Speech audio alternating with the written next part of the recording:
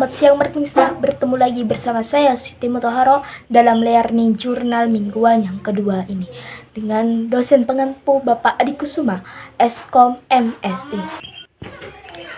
Berita adalah suatu laporan cerita dari sebuah kejadian penting yang bisa menarik perhatian umum. Adapun jenis-jenis berita, yang pertama itu straight news adalah berita yang disampaikan secara langsung apa adanya tanpa opini atau analisis mendalam. Fokus pada fakta penting. Contohnya adalah laporan gempa bumi. Yang kedua, in-depth news, berita mendalam. Berita yang menggali lebih dalam suatu peristiwa. Yang ketiga, feature news, jenis berita yang menyajikan informasi secara mendalam, menarik. Yang keempat, soft news, jenis berita yang bersifat ringan, menghibur, dan inspiratif. Nilai-nilai berita, yang pertama magnitude, yang kedua proximity, yang ketiga aktual, 4 impact, awareness, human insert, konflik, suppressing, seks, dan yang terakhir adalah informasi. Adapun syarat-syarat berita, yang pertama itu aktual, yang kedua faktual, yang ketiga penting, yang keempat menarik dan seimbang. Adapun macam-macam media massa, yang pertama itu media, yang kedua media cyber, yang ketiga media elektronik. Selanjutnya kita membahas tentang isu. Apa sih yang dimaksud dengan isu? Isu adalah suatu masalah dan belum terpecahkan yang siap diambil keputusannya. Apa yang dimaksud dengan fakta? Fakta adalah suatu hasil pengamatan yang objektif atau real, atau sering disebut dengan nyata, dan dapat dilakukan verifikasi oleh siapapun. Selanjutnya itu tentang macam-macam wawancara. Yang pertama itu wawancara tertutup, yang kedua wawancara terbuka, dan yang ketiga wawancara konferensi, dan yang keempat wawancara kelompok, yang kelima wawancara individual, wawancara terpimpin, dan yang ketujuh wawancara bebas. Adapun cara-cara untuk menyampaikan berita atau teknik reportase harus memperhatikan lafal, volume, tempo, dan jeda intonasinya. Oke teman-teman, mungkin kita langsung bahas tentang reportase. Apa itu reportase? Reportase dapat diartikan sebagai proses pengumpulan data yang digunakan untuk penulisan atau pembuatan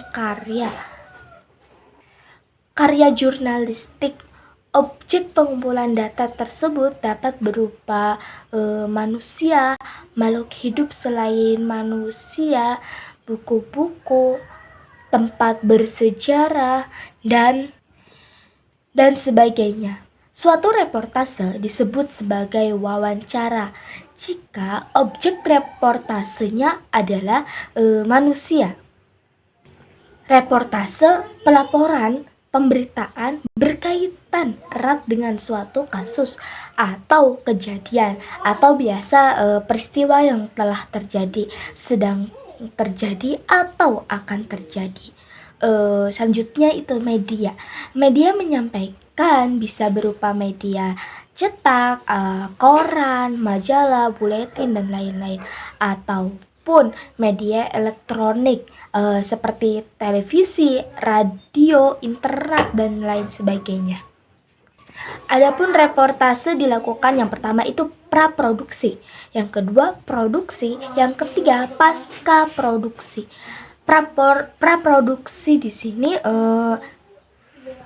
Praproduksi yang pertama itu perencanaan liputan, yaitu segala macam aktivitas merancang, mendesain liputan jurnalistik. Yang selanjutnya itu rapat perencanaan liputan atau rapat proyeksi dipimpin oleh penanggung jawab medianya, teman-teman. Jika dicetak, pimpinan redaksi dibantu dengan redaktur. Jika di televisi dikepalai oleh produser dan asisten produser atau pemangku program yang bersangkutan. Adapun yang tahapan yang kedua, teman-teman, adalah praproduksi.